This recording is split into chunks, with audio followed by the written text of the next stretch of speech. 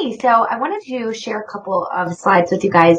I thought these would be beneficial, especially for purchasers in the market right now, to get a better idea of just how much interest rates can affect your purchasing power. So as we all know, the Feds have increased interest rates several times over the course of the year, and they're going to continue to do so throughout 2022 and likely in 2023 as well.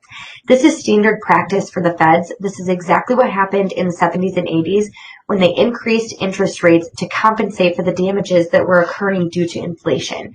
So if you take a look at this slide, if you're trying to stay at that $1,750 monthly payment budget, back in January, when interest rates were in the threes, you could have purchased something for roughly $403,000. Now the interest rates have raised to above 5%. Your purchasing power has since decreased by roughly $96,000, taking you down to now a budget of roughly $307,000. So it truly does, every point affects your purchasing power by a lot. So I also wanted to show this slide because I know that a lot of people are starting to panic, thinking that 5% is high for interest rates, which again, it is compared to what it was back a few months ago. But if you look at this slide, they're still historically low. 5% is not high.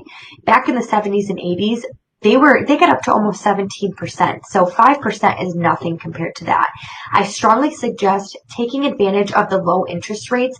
And then when they do choose to lower them again in a couple of years, you can then refinance. At that point, you'll have established some equity. You'll have been in the house for a couple of years, so you won't feel as if you made a bad purchasing decision. So I'm happy to discuss this in depth with anybody who has any questions. Feel free to call me today. Otherwise, enjoy your Monday and enjoy the sunshine. Hey, so